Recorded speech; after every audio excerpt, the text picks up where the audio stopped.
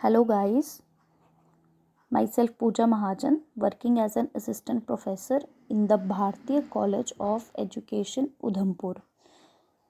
Let me begin with our today's topic, that is the constructivism lesson plan of science. The constructivism lesson plan of science involves different steps.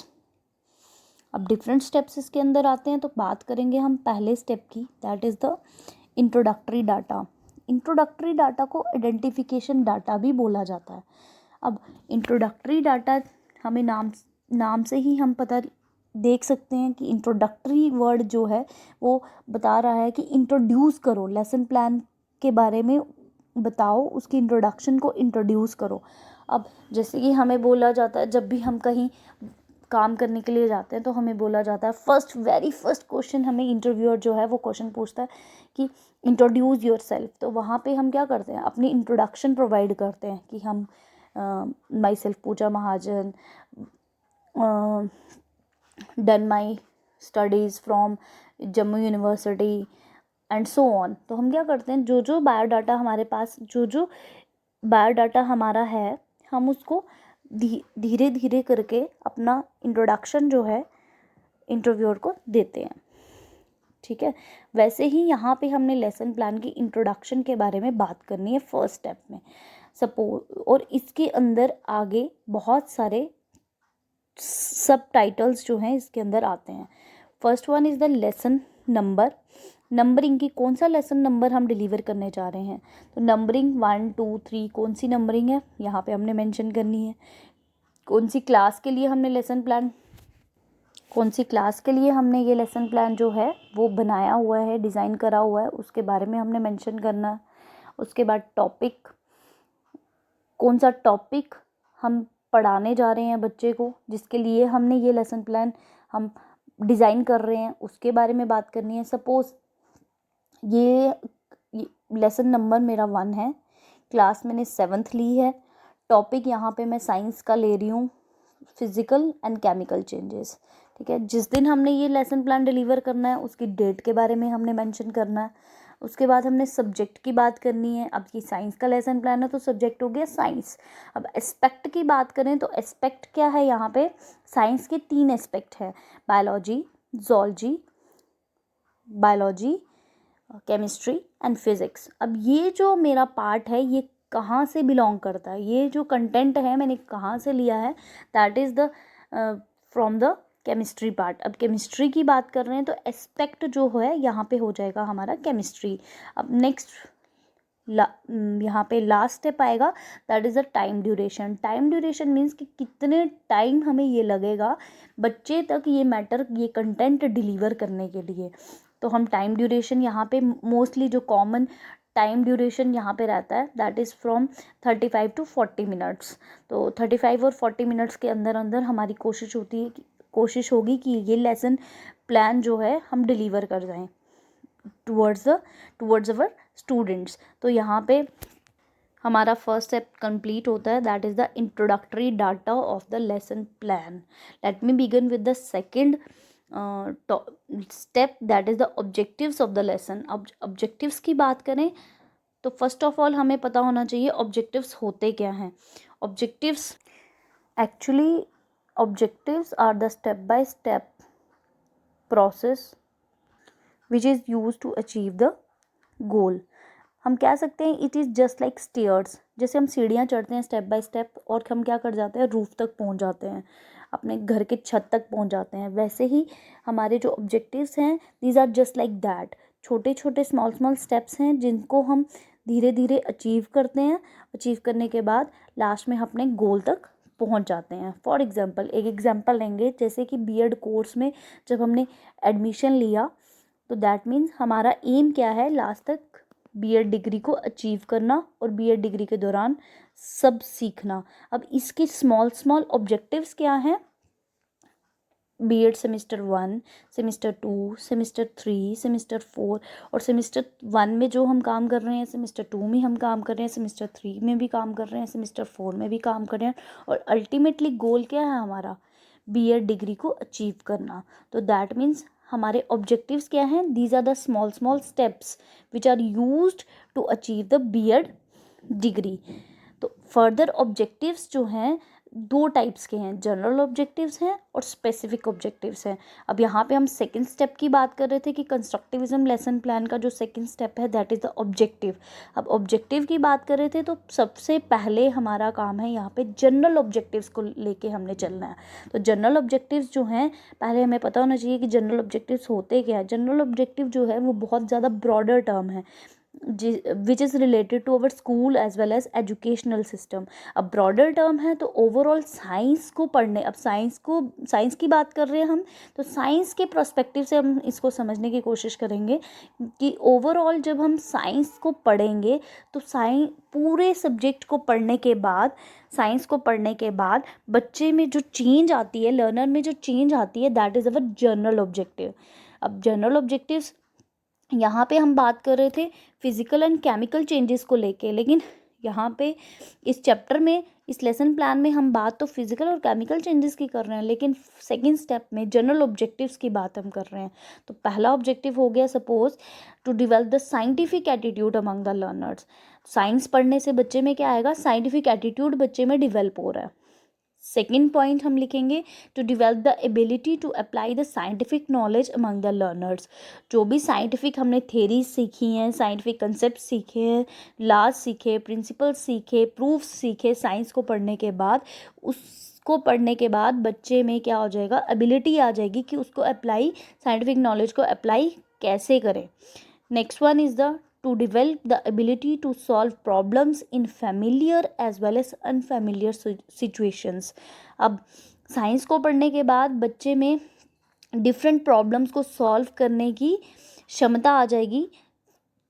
जो situations जो familiar होंगी, जिन situations को वो जानता होगा, उसमें भी वो उस नॉलेज को अप्लाई करेगा, और अचानक से सडन सिचुएशंस जो उसके सामने होंगी उनमें भी वो साइंटिफिक नॉलेज को अप्लाई करेगा to solve the particular problems. Next point is the to develop the knowledge about chemistry. अब हम एस्पेक्ट यहाँ पे केमिस्ट्री को लेके चल रहे हैं, फिजिकल एंड केमिकल चेंजेस की बात कर रहे हैं क्योंकि टॉपिक हमारा वो है। तो यहाँ पे हमने क्या करना है? जनरल बात कर रहे हैं, जनरल बात की है यहाँ पे to develop the knowledge about chemistry. Next step is the, next point is the to develop the ability to work cooperatively and collaboratively. जब भी हम साइंस की स्टडी करते हैं तो बच्चा जो है प्रोजेक्ट वर्क करना सीख जाता है, ग्रुप्स में काम करना सीख जाता है, ग्रुप डिस्कशंस यहाँ पे की जाती हैं। तो इससे बच्चे में कोऑपरेटिवली काम करने की भावना जो है उसके अंदर डेवलप होती है, और एक साथ मिलके ग्रुप्स में काम करने की एबिलिटी जो है बच्चों में डेवलप हो जाती है। नेक्स्ट हम बात करें तो हमारा थर्ड स्टेप है की आइडिया। अब की आइडिया यहाँ पे प्रीवियस नॉलेज के साथ रिलेट करता है कि जो हम कंसेप्ट देने जा रहे हैं हमने यहाँ पे चेक करना है क्या बच्चे को जिस कंसेप्ट के बारे में हम नॉलेज देने जा रहे हैं उसके बारे में थोड़ी सी भी, उसके रिलेटेड जो टर्म्स हैं उनके बारे में थोड़ी सी भी नॉलेज बच्चे को है या नहीं है। सपोज हम यहाँ पे जो टॉपिक है हमारा फिजिकल एंड केमिकल चेंजेस है, तो हम ये जानने की कोशिश करेंगे कि जनरल कंसेप्ट जो चेंज का है वो बच्चे को इसके बारे में नॉलेज है या नहीं है। तो यहाँ पे हमारा पॉइंट होगा the students are familiar with the general concept of change. Next आ गया हमारा फोर्थ स्टेप। फोर्थ स्टेप में हम बात करें तो हमारा आएगा यहाँ पे परफॉर्मेंस इंडिकेटर। अब परफॉर्मेंस इंडिकेटर्स को हम ये भी बोल सकते हैं कि वो परफॉर्मेंस इंडिकेटर स्पेसिफिक ऑब्जेक्टिव्स होते हैं। स्पेसिफिक ऑब्जेक्टिव, अब यहाँ पे हम बात करें तो स्पेसिफिक ऑब्जेक्टिव हैं क्या? स्पेसिफिक ऑब्जेक्टिव्स जो है वो है शॉर्टर टर्म है, जिससे हम इमीडिएट गोल या अपने पर्पस को अचीव कर जाते हैं। और ये जनरली जो हमारे स्पेसिफिक ऑब्जेक्टिव्स हैं ये क्लासरूम सिचुएशंस में ही यूज़ किए जाते हैं। इसीलिए स्पेसिफिक ऑब्जेक्टिव्स को एजुकेशनल ऑब्जेक्टिव्स भी बोला जाता है या इंस्ट्रक्शनल ऑब्जेक्टिव्स भी बोला जाता है, क्योंकि हम इन ऑब्जेक्टिव्स को पर्टिकुलरली अपनी क्लासरूम सिचुएशंस में ही अचीव करते हैं। Actually it is concerned about bringing changes in the behaviour of the learner. जो भी कंसेप्ट हम बच्चे को देने जा रहे हैं उससे क्या होगा, बच्चा कुछ नई बात सीखेगा जिससे अल्टीमेटली उसके बिहेवियर में चेंज आना शुरू हो जाएगी। जब उसके बिहेवियर में चेंज आएगी तो दैट मीन्स हम क्या कर रहे हैं, अपना स्पेसिफिक ऑब्जेक्टिव जो है वो अचीव कर पा रहे हैं। इसीलिए इस अब बच्चे के बिहेवियर में चेंज हो रही है तो इसीलिए इसको हम स्पेसिफिक ऑब्जेक्टिव्स को हम क्या बोलते हैं, बिहेवियरल ऑब्जेक्टिव्स भी बोलते हैं। अब परफॉर्मेंस इंडिकेटर है, परफॉर्मेंस इंडिकेटर मीन्स कि जब हम बच्चे को नॉलेज प्रोवाइड कर रहे हैं न्यू कंसेप्ट के बारे में तो उसके बिहेवियर में चेंज आ रही है तो उसकी परफॉर्मेंस में चेंज आना शुरू हो जाएगी, उसके बिहेवियर में चेंज आना शुरू हो जाएगी। That is our fourth step, that is the performance indicator. The next step is the teaching ads. Actually, teaching aids are the aids or the objects which are used by the teacher during the classroom instruction process. जब एक teacher class में पढ़ा रहा है उस दौरान वो चीज़ें जो इस्तेमाल कर रहा है उनको हम बोलते हैं टीचिंग एड्स। अब टीचिंग एड्स भी फर्दर दो टाइप्स के हैं। First one is the reference used. अब रेफरेंस हम कहाँ से बच्चे को कहाँ से हम लेसन डिलीवर कर रहे हैं, कौन सा रेफरेंस हम यूज़ कर रहे हैं। सपोज़ अब यहाँ पे मैं लेसन डिलीवर कर जा रही हूँ क्लास 7th को, तो क्लास 7th की मैं टेक्स्ट बुक ऑफ साइंस जो है यहाँ पे हम यूज़ करेंगे as a reference source. Reference source हमारा यहाँ पे आ जाएगा text book of science of class 7th। The next part is the material used. अब फर्दर मटीरियल भी दो टाइप्स के हैं, रियल ऑब्जेक्ट्स और क्लासरूम ऑपरेटर्स।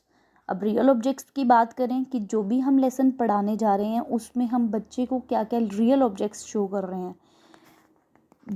सपोज इस चैप्टर के अंदर मैंने रियल ऑब्जेक्ट्स यूज़ किए हैं, water, sugar, piece of chalk, rubber band, sheet of paper.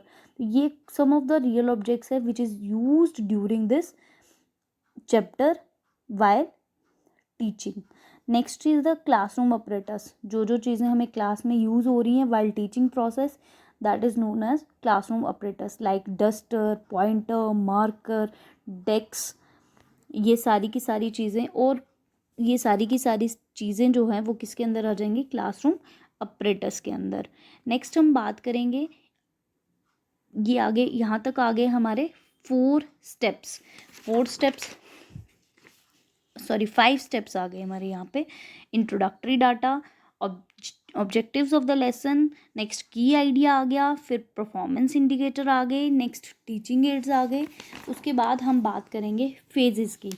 अब कंस्ट्रक्टिविज्म अप्रोच के 5 फेजेस हैं, engage, explore, explain, elaborate, then evaluate. Phases.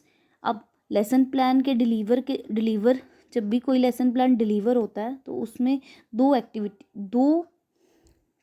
Activities जो हैं इन्वॉल्व होती हैं, एक तो टीचर की एक्टिविटी और दूसरी स्टूडेंट की एक्टिविटी।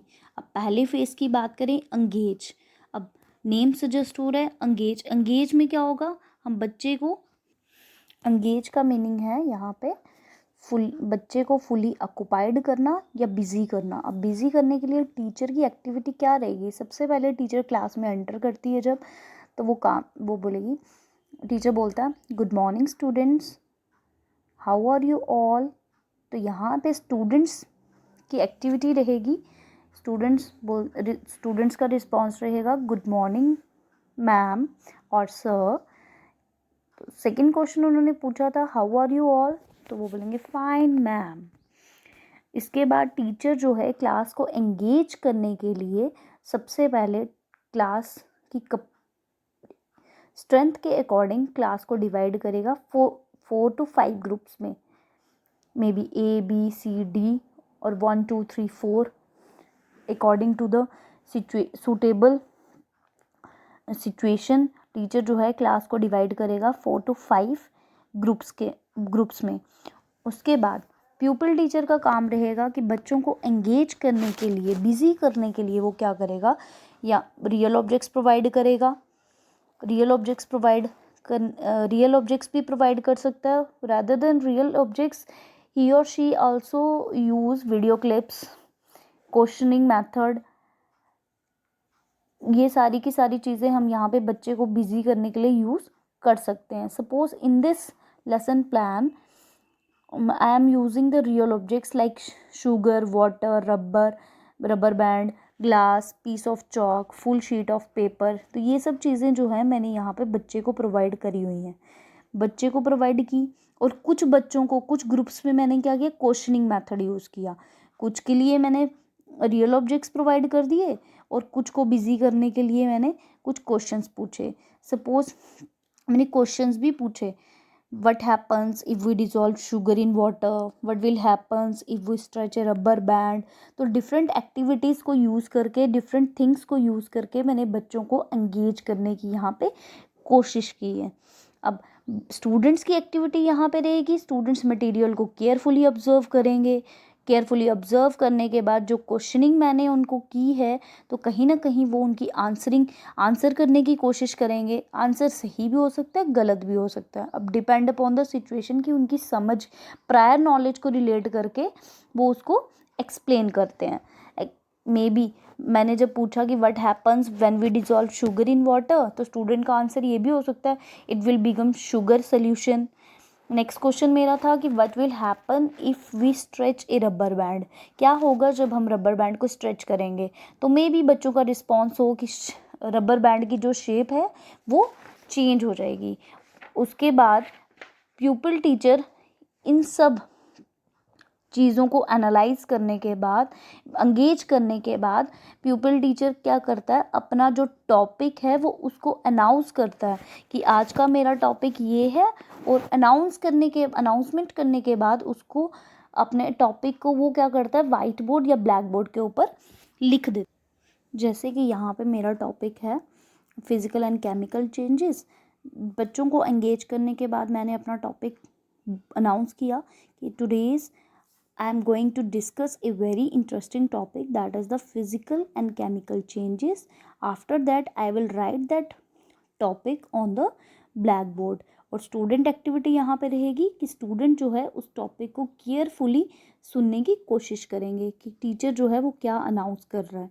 उसके बाद next phase is the explore phase. Explore का मीनिंग यहाँ पे क्या है कि एक्सप्लोरेशन क्या होती है, इंक्वायर करना या किसी भी चीज़ को डिटेल में डिस्कस करना। अब यहाँ पे हम जो सब्जेक्ट है, जो हमारा कंटेंट है, उसको हम क्या करेंगे, डिटेल में डिस्कस करेंगे। The next step is the explore phase. Explore phase में प्यूपिल टीचर क्या करता है, आप बच्चों को बोलता है कि अपनी ऑब्जर्वेशंस और फाइंडिंग्स को क्या करेंगे, आप अपनी नोटबुक पे लिखेंगे। और उसको एक्सप्लोर करने के लिए प्यूपिल teacher further group, turn by turn, सारे ग्रुप्स में वो क्या करता है, डिफरेंट क्वेश्चंस जो है वो पूछता है। सपोज ग्रुप ए में मेरा पहला क्वेश्चन रहेगा, ग्रुप ए के लिए, what you have observed in the given material. और ग्रुप ए के स्टूडेंट्स जो हैं वो रिप्लाई करेंगे, full sheet of paper which on being crushed changes its shape. कि भाई ये जो आपने हमें जो मटेरियल दिया है, this is the full sheet of paper, जिसको हम क्या कर सकते हैं, जब हम क्रश करते हैं, क्रम्बल करते हैं, तो वो अपनी शेप जो है वो चेंज कर देता है। सेकेंड क्वेश्चन मेरा ग्रुप बी के लिए है, what you have observed in the first activity. कि जो भी हमने फर्स्ट एक्टिविटी की या फर्स्ट क्वेश्चन मैंने आपको रेज किया, तो उसमें आपने क्या ऑब्जर्व किया। तो ग्रुप बी के स्टूडेंट्स बोलेंगे, when sugar is added into water it will form sugar solution। The next question, my next question is, what you have observed in the given material, group C। तो group C के बच्चे जो हैं वो response देंगे, this is the piece of chalk which on crushing become powder. जब हम crush करेंगे, ये पीस ऑफ चॉक है, तो क्रश करने के बाद इसका ये हमें क्या, किस फॉर्म में मिलता है, पाउडर्ड फॉर्म में। My next question is, what you have observed in the second activity, group D. तो ग्रुप डी के बच्चे जो हैं वो रिस्पॉन्स देंगे कि हमने सेकेंड एक्टिविटी में देखा कि जब भी हम स्ट्रेच करते हैं रबड़ बैंड को, इसकी शेप जो है वो चेंज हो जाती है। और जैसे ही हम इसको छोड़ते हैं, इसकी स्ट्रेचिंग को जब हम छोड़ देते हैं, तो ये अपनी ओरिजिनल शेप जो है वो वापस रिटेन कर लेता है। तो हमने, प्यूपिल टीचर ने यहाँ पे क्या किया, डिटेल्ड डिस्कशन की related to our content. Next phase is the explanation part. अब एक्सप्लेनेशन पार्ट में हम क्या करते हैं, प्यूपिल टीचर क्या करता है, फर्दर जो भी चीज़ें वो समझाने की कोशिश कर रहा है, अभी तक जितनी एक्टिविटीज़ या जितनी क्वेश्चनिंग पुट हुई है उसके रिलेटेड वो क्या करता है, धीरे धीरे एक्सप्लेनेशन थोड़ी और उसको एक्सप्लेन करता है। तो प्यूपिल टीचर यहाँ पे कहेगा, now a change in which a substance undergoes a change in its physical properties like size, shape, color, state is called physical change. In this change, no new substance is formed. People teacher further explanation के लिए बोलता है कि कोई भी substance जब उसमें change आती है, उसकी फिजिकल प्रॉपर्टीज़ में चेंज आती है, लाइक उसकी शेप चेंज हो जाती है, उसका साइज़ चेंज हो जाता है, कलर या उसकी स्टेट ऑफ मैटर चेंज हो जाता है, whether it is solid, liquid और गैस, उसकी स्टेट चेंज हो जाती है, तो उसको हम बोलते हैं फिजिकल चेंज। और फिजिकल चेंज जब भी किसी सबस्टांस की होती है तो उसमें कोई भी नया सबस्टांस जो है वो कभी भी फ्रेम नहीं होता। फर्दर एक्सप्लेनेशन के लिए प्यूपिल टीचर बोलता है, a change in which a substance undergoes a change in its chemical properties is known as a chemical change. In this change new substance is formed. कि जब भी किसी सबस्टांस में चेंज होती है, उसकी प्रॉपर्टीज़, उसकी केमिकल कंपोजिशन में जब चेंज आ जाती है, उसको हम बोलते हैं केमिकल चेंज। और केमिकल चेंज के दौरान नए नए सबस्टांसेस जो हैं वो फ्रेम होते हैं। ये एक्सप्लेनेशन जो है वो प्यूपिल टीचर जो है फर्दर अपने स्टूडेंट्स को प्रोवाइड करता है। और स्टूडेंट्स की एक्टिविटी यहाँ पे रहेगी कि स्टूडेंट्स जो हैं वो टीचर को अटेंटिवली और केयरफुली जो है वो सुन रहे हैं। Next phase is the elaborate phase. Elaborate phase जो है यहाँ पे टीचर जो है और ज़्यादा कंसेप्ट को इलेबोरेट करने की कोशिश कर रहा है, बढ़ाने की कोशिश कर रहा है कि बच्चे जो हैं अच्छे से उस कंसेप्ट को समझें। तो उनको समझाने के लिए, उस कंसेप्ट को समझाने के लिए प्यूपिल टीचर क्या करेगा, डिफरेंट एक्टिविटीज़ को यूज़ करेगा। अब जितने ग्रुप्स होंगे कम से कम हमें उतनी एक्टिविटीज़ यहाँ पे करवानी पड़ेंगी। अब सपोज हमने यहाँ पे देखा कि हमने डिवाइड की थी क्लास की स्ट्रेंथ को डिवाइड किया था 4 ग्रुप्स में, A, B, C and D। That means हमें एटलीस्ट 4 एक्टिविटीज़ यहाँ पे परफॉर्म करनी पड़ेंगी in the elaboration part. The first activity involves the प्यूपिल teacher will ask one of the student to come toward the demo box and ask to take a full sheet of paper and cut it into small pieces. अब यहाँ पे teacher क्या कर रहा है, एक group में से किसी एक स्टूडेंट को बोल रहा है कि आप डेमो बॉक्स तक आ जाइए। डेमो बॉक्स के ऊपर जो शीट रखी गई है, जो आपको मटेरियल दिख रहा है, उसको लीजिए।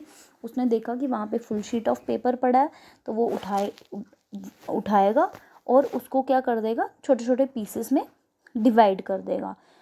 अब उसके बाद प्यूपिल टीचर बोल रहा है, now tell me what changes do you see in the paper now, कि आपने यहाँ पे अभी क्या चेंजेस इस पेपर में देखी। तो स्टूडेंट की एक्टिविटी यहाँ पे रहेगी कि बच्चा जो है यहाँ पे डेमो बॉक्स की तरफ आएगा, वो फुल शीट ऑफ पेपर उठाता है, उसके बाद उसको जो आपकी शीट ली है, उसने फुल शीट ऑफ पेपर हाथ में पकड़ी है, उसको कट कर देता है इनटू स्मॉल पीसेस में कट करने के बाद टीचर ने जब उसको पूछा कि आपने क्या चेंजेस देखी, तो उसने बोला, उसका रिप्लाई था कि size of the paper is reduced, कि हम यहाँ पे जब मैंने उसको कट किया तो पेपर का साइज़ जो है वो कम हो गया। तो साथ ही साथ प्यूपिल टीचर ने एक और क्वेश्चन किया, is there any new substance formed, क्या अभी यहाँ पे आपने कोई नया सबस्टांस बनते हुए देखा। तो स्टूडेंट ने रिस्पॉन्स किया, नो, मैंने कोई भी नया सबस्टांस बनते हुए नहीं देखा। That is our first activity. Next activity is now the pupil teacher will ask another student to give an eye to come and take an iron blade and ask to identify the color of blade by keeping the blade near the flame by using tong. Second activity में pupil teacher क्या कर रहा है कि student को बोल रहा है कि ये लो आयरन ब्लेड ले लो, आयरन ब्लेड को पकड़ो with the help of Tong और उसको फ्लेम के पास रखो, आग के पास रखो। तो थोड़ी देर बाद अब जब उसने आग के पास रखा तो उसमें चेंज होना शुरू हो गई। तो उसके बाद स्टूडेंट्स की एक्टिविटी रहेगी, उसने colour with the help of tong उसने जो आयरन ब्लेड पकड़ा हुआ है नियर द फ्लेम, तो उसमें चेंजेस ऑब्जर्व की। तो उसने बोला the colour of the blade is changed, यहाँ पे भी उसने चेंज ऑब्जर्व की है। Next activity that is the third activity. अब थर्ड एक्टिविटी में प्यूपल टीचर ने फिर से एक अदर स्टूडेंट को बुलाया डेमो बॉक्स की तरफ और उसको बोला कि आप ये, उसको एक कैंडल दी उन्होंने। कैंडल्स देने के बाद उसको बोला कि इस कैंडल को with the help of match stick आप लाइट अप करो। लाइट अप करने के बाद उसको बोला now tell me what is happening to the candle. Student activity यहाँ पे रही कि स्टूडेंट डेमो बॉक्स की तरफ आया, उसने कैंडल को पकड़ा, मैच स्टिक की हेल्प से उसको जलाया, जलाने के बाद उसमें जो चेंज हुई उसको ऑब्जर्व किया।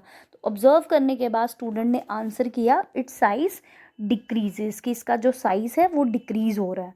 उसके बाद नेक्स्ट एक्टिविटी में that is the activity fourth, pupil teacher ने दोबारा से एक और वॉलंटियर को बुलाया टुवर्ड्स द डेमो बॉक्स और उसको बोला कि इंसेंस स्टिक क्या होती है, दैट इज़ द अगरबत्ती। उसने बोला कि अगरबत्ती को हाथ में लो और उसको with the help of match stick जलाओ और जलाने के बाद जो भी चेंज आप उसमें ऑब्जर्व कर रहे हो उसके बारे में बताओ। और स्टूडेंट ने क्या किया, स्टूडेंट डेमो बॉक्स की तरफ आया, डेमो बॉक्स की तरफ आने के बाद उसने कैंडल इस इंसेंस स्टिक को पकड़ा, अगरबत्ती को पकड़ा, जलाने के बाद उसमें चेंजेस को ऑब्जर्व करने लगा और पूरी की पूरी एक्टिविटी उसने परफॉर्म की। परफॉर्म करने के बाद उसने अपना रिस्पॉन्स दिया। परफॉर्म की एक्टिविटी फर्दर प्यूपल टीचर ने बोला कि इंसेंस स्टिक जो होती है वो बर्न करने, अब उसने तो परफॉर्म की एक्टिविटी और उसने यही बोला कि भाई इसमें चेंज मैंने ऑब्जर्व की है। अब फर्दर प्यूपल टीचर ने बोला कि इंसेंस स्टिक ऑन बर्निंग क्या करती है, अपनी शेप को चेंज करती है और स्मोक और हीट भी प्रोड्यूस करती है। और जब स्मोक और हीट प्रोड्यूस की तो उससे क्या हुआ, नया सबस्टांस फ्रेम हुआ। जब भी कोई चेंज होती है और उसमें नया सबस्टांस फ्रेम होता है तो ऐसी चेंज को हम क्या बोलते हैं, केमिकल चेंज। अब इस दौरान स्टूडेंट्स की एक्टिविटी क्या रही, स्टूडेंट ने क्या किया, इस एक्टिविटी को और जो भी इलेबोरेशन प्यूपल टीचर ने की है उसको केयरफुली उन्होंने सुना। ठीक है, students will listen carefully. Here in the fourth part, that is the elaboration part, here we see the pupil teacher tries to elaborate the present learning of the students with the help of different examples. Like he will cite some examples of physical and chemical changes like melting of wax, making of curds, and also ask students to cite more examples in order to elaborate their concept regarding physical and chemical changes. जो हमारा pupal teacher है उसकी हमेशा कोशिश रहेगी कि बच्चों की जो हम प्रेजेंट लर्निंग करवा रहे हैं regarding whatever the topic we teach उसको इलेबोरेट करने की कोशिश करेगा by performing the different activities by the students, by asking some examples,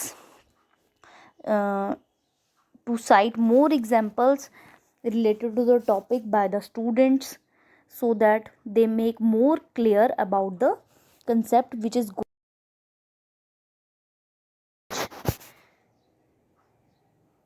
by the pupil teacher to the students.